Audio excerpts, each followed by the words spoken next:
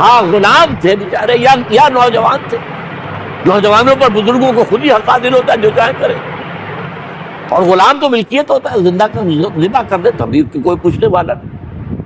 تو جو بیت رہی تھی بلال پر, ابو فقیہ پر, زنیرہ پر, جو ان پر بیت رہی تھی, جو خباب پر بیت رہی تھی, جس طرح ہلاک کیا گیا ہے حضرت سمیہ کو, حضرت یاسر کو, یہ ساری تکلیفیں انہیں بھی تھی. لیکن کیا اس کا یہ بالواسطہ ایذا محمد کے لیے نہیں تھا صلی اللہ علیہ وسلم.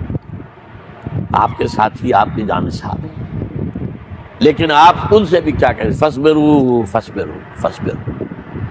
جب ابو جہل بدترین ٹارچر کر رہا تھا حضرت سمیہ اور حضرت یاسر کو رضی اللہ تعالیٰ عنہ, آپ کے علم میں ہے کیسے کیسی ٹارچر کی ہے. جوان بیٹے کو باندھ دیا ایک ستون کے ساتھ, اس کی نگاہوں کے سامنے برہنہ کیا ہے ماں کو.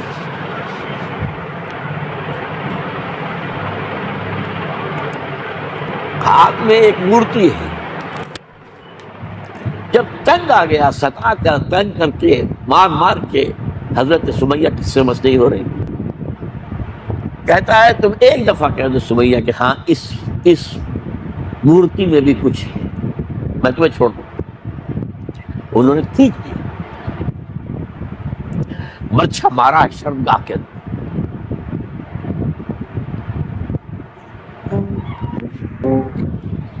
کتنی تکلیف پہنچی ہوگی انہیں, لیکن آپ گزر رہے. اصبروا یا آل یاسر فإن موعدکم الجنہ. اے یاسر کے گھر والوں صبر کرو, تمہارے استقبال کی تیاریاں ہو رہی ہیں جنت. یہ سیرت کون بناتا سناتا, یہ سیرت. یاسر کے ساتھ کیا کیا, 4 اونٹ نر سانڈ, اور ان کے ساتھ رسے باندھ کر ایک رسے سے ان کا ایک بازو باندھا, ایک سے دوسرا بازو, ایک سے ایک ٹانگ, دوسرے سے دوسری ٹانگ. انہیں دوڑایا ہے کہ پرکھتے ہو جیسے. یہ دین ایسے ہی قائم نہیں ہوا ہو. عدل و انصاف کا نظام ٹھنڈے ٹھنڈے قائم نہیں ہوتا, گھر میں آرام سے بیٹھے ہوئے قائم نہیں ہوتا. اور سنیے, 3 برس شیب بنی ہاشم کے تو قید ہے, 3 برس. اور یہاں کی قید پر قیاس نہ کریں. یہاں تو جیل میں کھانے کو ملتا ہے, راشن ملتا ہے, جیسا بھی ملتا تو ہے نا. اور لیڈروں کے لیے تو کلاس 1 لاکھ 2 لاکھ ہے. ان کا تو لیڈر تو لوگ جب آتے ہیں جیل کاٹ کر معلوم ہوتا ہے کہ شاید کسی صحت افزا مقام سے تشریف لا رہے ہیں. وہاں کیا تھا, ٹوٹلی بائیکاٹ. ایک گھاٹی, ادھر پہاڑ ادھر پہاڑ, دونوں طرف جو ہے پہرے, کوئی کھانے پینے کی چیز اندر نہیں جائے گی. اور پورا خاندان بنی ہاشم, وہ بھی کہ جو ایمان نہیں لائے, وہ قبائلی زندگی تھی نا. بنو ہاشم چونکہ حضور کو پشت پناہی چھوڑنے کو تیار نہیں ہوئے, ابو طالب نے آخری وقت تک بھی ساتھ نہیں چھوڑا. ہاں آخری وقت کے قریب ایک بات ہو گئی تھی. ایک مرتبہ تو ہوا کہ وفد آیا ہے قریش کا کہ اپنے بھتیجے کو روک لو, وہ ہمارے معبودوں کی توہین کرتا ہے. ابو طالب نے بلایا اور آپ سے کہا کہ یہ کچھ اپنے رویے کو بدلے. آپ نے فرمایا کہ جانا, اب تو چاہیے میرے ایک ہاتھ پر سورج اور دوسرے پر چاند رکھ دے, میں اپنے اس مشن کو چھوڑ نہیں سکتا. یہ ہے استقامت. اور ابو طالب کے عین انتقال کے وقت جو آپ پر جب وفد آیا ہے کہ ٹھیک ہے اب ہمارا جو ہے صبر کا پیمانہ لبریز ہو گیا ہے, اب ٹھیک ہے آ جاؤ میدان میں, تم بھی ساتھ چھوڑنے کو تیار نہیں ہو. ابو طالب نے بلایا, بھتیجے مجھ پر اتنا بوجھ نہ ڈالو جو میں برداشت نہ کر سکوں.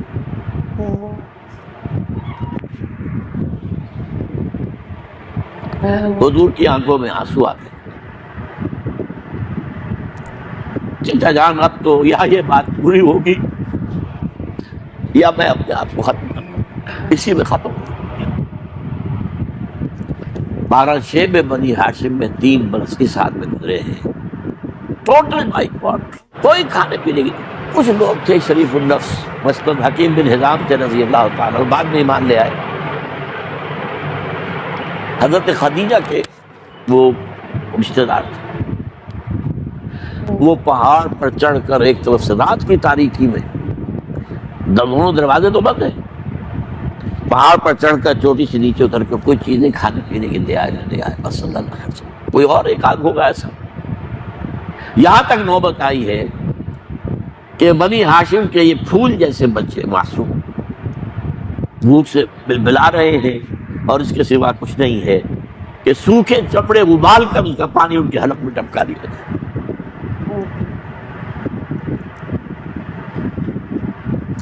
اور جو ہوا وادی طائف میں،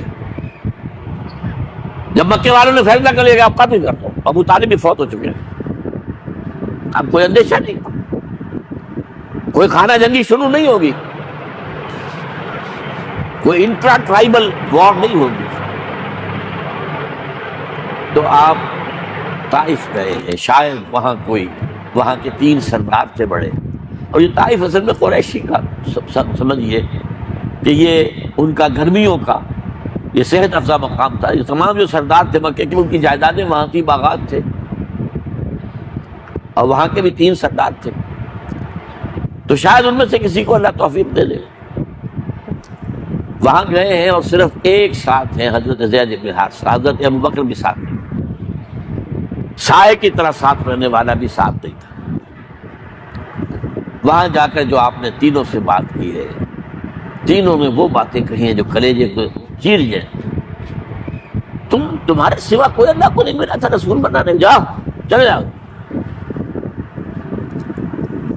ایک کہتا ہے فوراً اب چلے جاؤ یہاں سے، اس لیے کہ ہو سکتا ہے کہ تم سچے ہو تو کہیں میں تمہاری توہین نہ کر دوں، اور یہ بھی ہو سکتا ہے تم جھوٹے ہو تو جھوٹے کو میں منہ نہیں لگانا چاہتا۔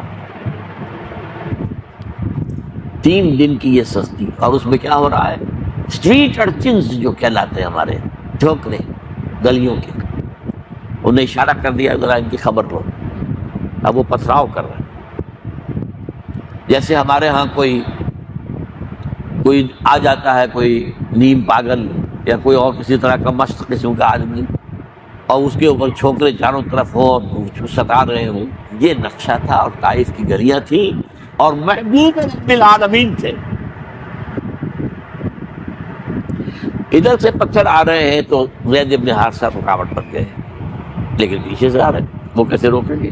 پیچھے جاتے ہیں تو ادھر سے آ رہے ہیں، جسم لہو لہان میں، خون رس رس کر زخموں سے جوتیوں میں آ کے جم گیا۔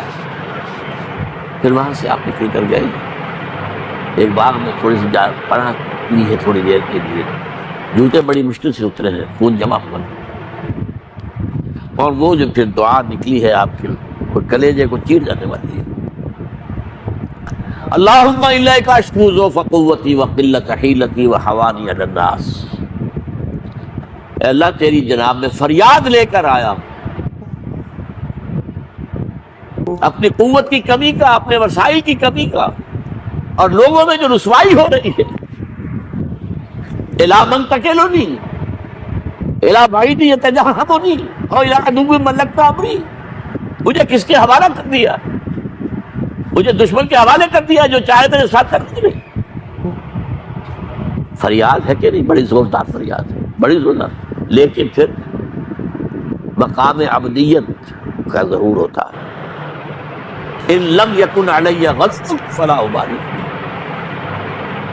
اے اللہ اگر تو ناراض نہیں ہے، مجھے اندیشہ یہ ہو گیا کہ کہیں تو ناراض تو نہیں ہو گیا ہے، کہیں تو نے میرا ساتھ تو نہیں چھوڑ دیا ہے۔ اگر تو ناراض نہیں ہے تو مجھے کوئی پرواہ نہیں، جو ہو سو سر تسلیم خواہ تو مزاج یاد میں۔ واپس آئے ہیں تو مکے میں داخل نہیں ہو سکتے تھے، وہاں تو قتل کا فیصلہ ہو چکا، باہر ہی آپ نے ڈیرا لگایا، زید بن حارثہ کو بھیجا، فلاں شخص کے پاس جاؤ کہ تم اگر امان میں لے لو محمد کو تو محمد آ جائیں، میں تو میری یہ پوزیشن نہیں ہے، میں قریش کے مقابلے میں امان نہیں دے سکتا۔ دوسرے کے پاس بھیجا، اس نے بھی کوئی ایسے جواب نہیں۔ تیسرے کے پاس جب گئے حضرت زید، مطعم بن عدی، اس نے کہا ٹھیک ہے، میں امان دیتا ہوں محمد کو، وہ آ جائے مکے میں۔ حضور سے آ کے کہا، حضور نے فرمایا نہیں، جا کر کہو آ کر لے کر جا۔ کیوں؟ کیا پتا اچانک جو ہے میرے داخل ہوتے ہی کوئی مجھ پر حملہ کرے، قتل کرے۔ وہ تو یہ کہہ سکے کہ ہمیں کیا پتا تھا کہ مطعم نے جو ہے امان دی ہے، I never knew it۔ اب یہ قبیلے کے اندر یہ ہوتا تھا کہ ایک نے امان دے دی، سب کی طرف سے امان ہے۔ لہذا حضور نے فرمایا آ کر لے کر جاؤ۔ وہ اپنے 6 بیٹوں کو ہتھیار سجا کر لے کر آیا ہے اور پھر لے کر گیا حضور کو، کہتا ہوا گزر رہا ہے راستے میں، لوگوں سن لو محمد میری امان میں ہے صلی اللہ علیہ وسلم۔ اس لیے آپ کو مکے کے اندر پھر 2.5 سال مزید رہنے کا موقع ملا، اور اتنا بڑا احسان آپ نے مانا پھر مطعم بن عدی کا کہ غزوہ بدر میں جب 70 سیٹ تھے قریش کے حضور کے پاس، تو آپ نے فرمایا تھا کہ اگر آج مطعم زندہ ہوتا اور وہ سفارش کرتا تو میں ان سب کو چھوڑ دیتا بغیر کسی فدیے کے۔ بہرحال یہ چند باتیں میں نے آپ کو بتائی، باقی تو یہ کہ تارے سور ہے کیسی کیسی، اور پھر غزوہ بدر سے پہلے کی رات ہے، اور وہ آپ کا زندگی کا طویل ترین سجدہ ہے اس میں، جہاں تک یہ الفاظ بھی آپ نے کہہ دیا، اللہ اگر کل یہ جو 313 یہاں جمع ہیں اگر یہ ختم ہو گئے تو پھر قیامت تک تیرا نام لینے والا کوئی نہیں ہوگا، میں آخری رسول اور میری یہ 15 برس کی کمائی ہے۔ اس وقت کہا حضرت ابوبکر نے، وہ پیردار کی حیثیت سے کھڑے تھے کہ حسبک حسبک، حضور بس کیجئے بس کیجئے۔ بہرحال بدر ہے، احد ہے، زخمی ہوئے ہیں، دندان مبارک شہید ہوئے ہیں، خون اتنا بہا ہے کہ بے ہوش ہو گئے ہیں، اور خبر مل گئی ہے کہ آپ شہید ہو گئے۔ یہ سب کچھ، اور سب سے بڑھ کر حمزہ کی لاش سامنے آئی، کیسی لاش، ناک کٹی ہوئی ہے، کان کٹے ہوئے ہیں، پیٹ چاک کر کے کلیجہ چبایا، کس طرح برداشت کیا ہوگا۔ اپنے اوپر تاریخ کر کے دیکھیں، یہ حمزہ کون ہے؟ چچا ہے، دودھ شریک بھائی ہے، خالہ کا بھائی، ساتھ کا کھیلا ہوا ہمجولی ہے، اور اس کی لاش ہے۔ جو قلب اطہر پر بیت رہی تھی وہ مدینے میں آ کر ایک بڑا ماحول بدلا ہوا تھا، تب وہ بات سامنے آ گئی۔ جب آپ مدینے واپس تشریف لائے ہیں تو ظاہر بات ہے کہ زیادہ انصار کے لوگ تھے جو شہید ہوئے تھے۔ بدر میں مہاجرین تو میرے خیال ہے 4تھائی تھے نمبر کے اندر، 3/4 تو انصاری تھے۔ اسی طریقے سے احد کے اندر معاملہ، تو مختلف گھروں سے عورتوں کے بین کرنے کی آواز آ رہی تھی، اس لیے کہ اس وقت تک بین کرنا حرام نہیں قرار دیا گیا تھا، ممنوع نہیں تھا۔ آوازیں سن کر حضور کی زبان مبارک سے نکل گیا، اما حمزہ تو فلا بواکی لہو، ہائے حمزہ کے لیے تو کوئی رونے والی بھی نہیں ہے۔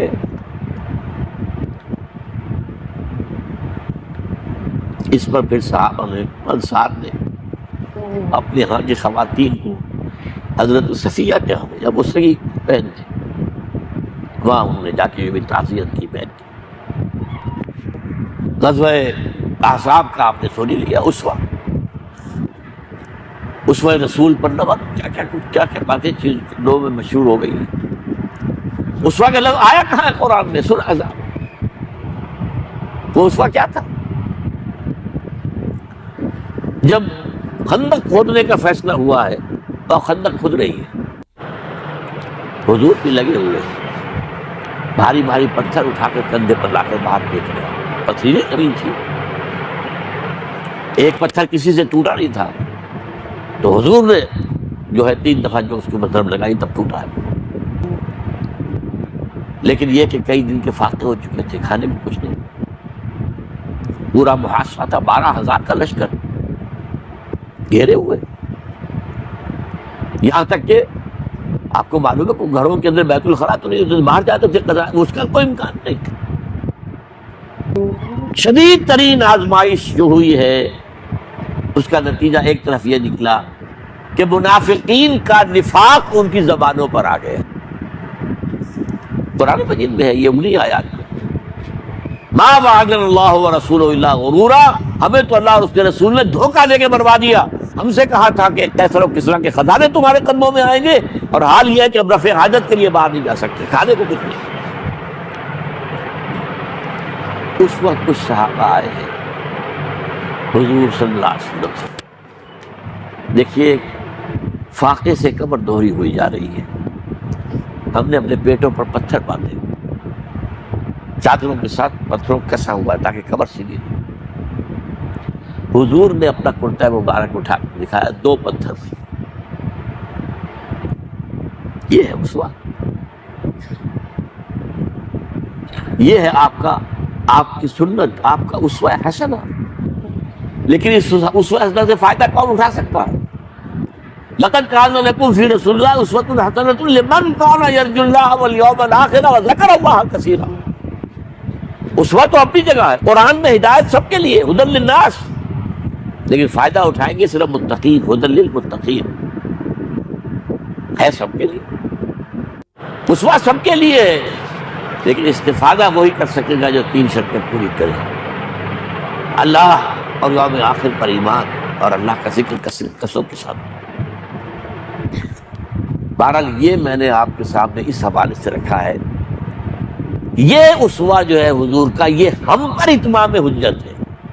دیکھیے نوٹ کیجئے، پوری نوع انسانی پر اتمام حجت، اسلام کا نظام عدل اجتماعی جو قائم کر کے دکھا دیا، حجت قائم ہے، اسے انگریزی میں کہتے ہیں اٹس ڈویبل، کیا جا سکتا ہے، یہ کام ہو سکتا، اس لیے کہ زمین پر قدم بہ قدم چل کر یہ انقلاب آیا، محنت سے آیا، مشقت سے آیا، ایثار سے آیا، قربانیوں سے آیا، تکلیفیں جھیل کر آیا، صبر و مصابرت سے آیا، استقامت و مقاومت سے آیا۔ یہاں پر معجزوں کی کار فرمائی نہ ہونے کے برابر ہے۔ یہاں دھوپ سے بچانے کے لیے کوئی اللہ نے صاحبان نہیں دیا، صلی اللہ علیہ الغمام، اور بھوک سے بچانے کے لیے من و سلوہ نازل نہیں کیا۔ غزوہ تبوک میں ایسا بھی ہوا ہے کہ 3 مجاہدین کا 24 گھنٹے کا راشن ایک کھجور، ایک نے منہ میں رکھی، کچھ چوس لی، کچھ گلوکوز چلا گیا اس میں سے، دوسرے کو دے دی، اس نے چوس لی، پھر تیسرے کو، من و سلوہ نازل نہیں کیا۔ محنت، مشقت، ایثار، قربانی، صبر، مصابرت، استقامت، مقاومت، یہ ہے اسوہ رسول۔